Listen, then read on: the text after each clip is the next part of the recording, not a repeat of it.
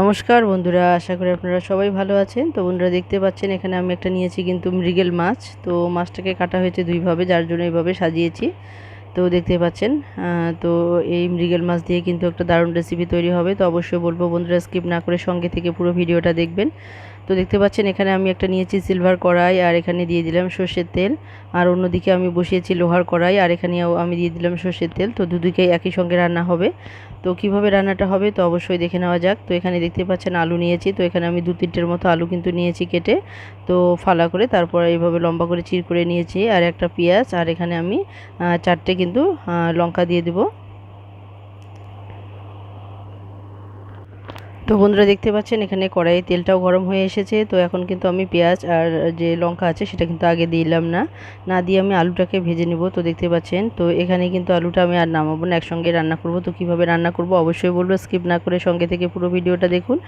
আর যে সমস্ত বন্ধুরা সঙ্গে আছেন তাদেরকে অসংখ্য অসংখ্য ধন্যবাদ। নতুন এবং পুরনো বন্ধু যারা সঙ্গে আছেন, যারা সহযোগিতা করছেন, তাদেরকে সবাইকে অসংখ্য অসংখ্য ধন্যবাদ আর সবার প্রতি অসংখ্য অসংখ্য ভালোবাসা রইল।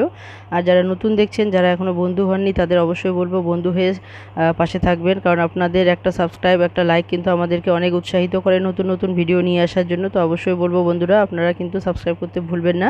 আর সাবস্ক্রাইব করে লাইক বেল যে লাইক আর বেল আইকনটিকে ক্লিক করতে ভুলবেন না, কারণ বেল আইকনটিকে ক্লিক করলে কিন্তু যে কোনো নতুন ভিডিও আসা মাত্র আপনাদের কাছে পৌঁছে যাবে। তো অবশ্যই বলবো বন্ধুরা শুধু লাইক আর সাবস্ক্রাইব করলেই হবে না, অবশ্যই অবশ্যই আপনাদের বন্ধু বান্ধবদের কাছেও শেয়ার করতে ভুলবেন না। তো বন্ধুরা দেখুন এদিকে কথায় কথায় কিন্তু আমি মাছ ভাজাটা মানে বসিয়ে দিয়েছি, আর এদিকে যে আলুটা সেটাও কিন্তু অনেকটা ভাজা হয়ে গেছে। এখন আমি দিয়ে দিলাম স্বাদ মতো লবণ। তো দেখতে পাচ্ছেন এখন লবণ দেওয়ার পর এখানে কিছুটা সময় ভেজে নেব আমি। আর অন্যদিকে কিন্তু মশলাটাও আমি রেডি করে নিয়েছি। তো দেখতে পাচ্ছেন এখানে মশলার মধ্যে আমি আদাটা বেটে নিয়েছি, আর বাকি যে গুঁড়ো মশলা সেগুলো এখন অ্যাড করব এখানে। তো এখানে আমি দিয়ে দিচ্ছি 1/2 চামচ পরিমাণ হলুদ গুঁড়ো, আর দেখুন এখানে 1/2 চামচ পরিমাণ দিয়ে দিলাম কাশ্মীরি লঙ্কা গুঁড়ো, আর এখানে দিয়ে দিলাম 1/2 চামচ পরিমাণ হচ্ছে জিরে গুঁড়ো, আর এখানে দিয়ে দিলাম 1/2 চামচ পরিমাণ ধনে গুঁড়ো। তো যেভাবে সমস্ত মশলাগুলোকে আমি প্রত্যেকবারই জলে গুলে রাখি, সেভাবে জলে গুলে রেখে দেবো, তাহলে মশলাটা কিন্তু খুব সুন্দরভাবে জলে মিশে যাবে।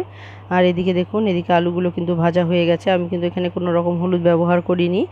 তো দেখতেই পাচ্ছেন, যার জন্য কিন্তু আলুগুলো খুব সুন্দর হয়েছে কালারটা। আর এখানে তেলটাও কিন্তু পুড়ে যায়নি। আর এই তেলের মধ্যে কিন্তু আমি এখানে পেঁয়াজ আর যে কাঁচা লঙ্কাটা দিয়েছি সেটা কিন্তু হালকা আমি ভেজে নেব। তো দেখতে পাচ্ছেন এখানে বন্ধুরা তো এটা কিন্তু কাঁচার মধ্যে পাকা লঙ্কা আর কি। তো এটা আমি একসঙ্গে এখানে ভেজে নেব, এই তেলের মধ্যে কিন্তু ভেজে নেব, আর আলাদাভাবে কিন্তু আলুটাকে নামাবো না, এখানেই কিন্তু ভাজা হয়ে যাবে। তো দেখতে পাচ্ছেন এখানে কিন্তু পেঁয়াজগুলো ভাজা হয়ে গেছে, এখন আলু আর পেঁয়াজ একসঙ্গে ভাজা হয়ে গেছে। তো এখন যে মশলাগুলো আমি রেডি করে রেখেছি সেই মশলাটা কিন্তু দিয়ে ভালোভাবে কষিয়ে নেব।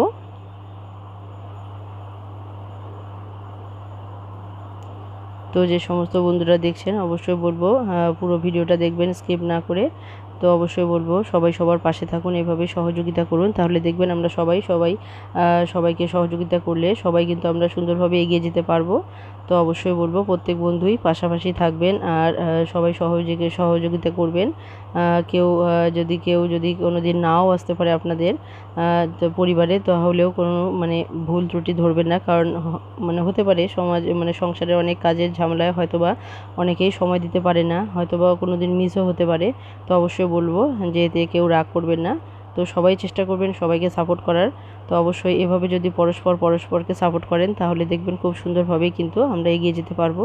তো বন্ধুরা দেখুন এখানে কথায় কথায় কিন্তু আমি মশলাগুলো দিয়ে দিয়েছি, আর এখানে কষানো প্রায় হয়ে এসেছে। তো দেখতে পাচ্ছেন কালারটা কিন্তু খুবই সুন্দর হয়েছে।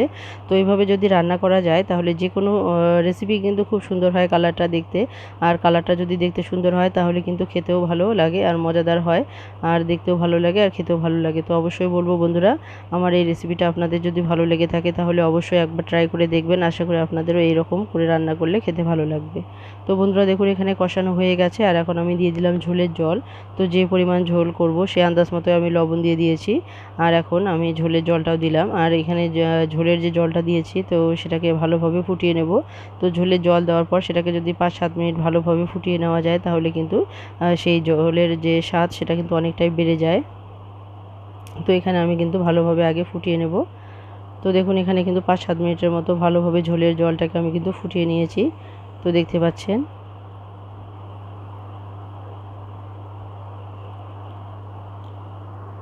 তো অন্যদিকে মাছগুলো যে আমি ভেজে নামিয়ে রেখেছিলাম সেটা তো দেখিয়েছি।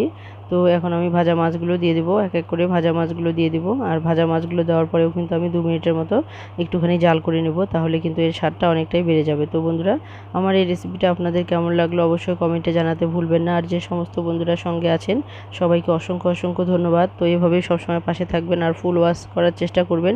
তো অবশ্যই বলবো আমি সবাইকে ফুল ওয়াশ করুন, এভাবেই সহযোগিতা করুন, পাশে থাকুন। দেখুন সবাইকে সাপোর্ট করলে সবাই কিন্তু সুন্দরভাবে এগিয়ে যাবে, আর আপনারাও কিন্তু নিজেরাও খুব সুন্দরভাবে এগিয়ে যেতে পারবেন। তো বন্ধুরা আমার এই রেসিপিটা আপনাদের কেমন লাগলো অবশ্যই কমেন্টে জানাতে ভুলবেন না। তো এই রেসিপিটা কিন্তু ভালোই হয়েছে খেতে। তো এভাবে যদি মাছ রান্না করা যায় তাহলে কিন্তু আর ডালের কোনো প্রয়োজন হয় না। তো এই একটা রেসিপি দিয়ে কিন্তু খাওয়া হয়ে যাবে। তো অবশ্যই বলবো বন্ধুরা একবার হলে ট্রাই করে দেখবেন, আশা করি আপনাদের খেতে ভালোই লাগবে। তো আমার এই রেসিপিটা আশা করি কেমন লেগেছে অবশ্যই কমেন্টে জানাতে ভুলবেন না। তো বন্ধুরা যে সমস্ত বন্ধুরা পাশে আছেন এখনও সঙ্গে আছেন সবাইকে আবারও বলছি অসংখ্য অসংখ্য ধন্যবাদ। এভাবেই পাশে থেকে সহযোগিতা করে যাবেন আশা করি।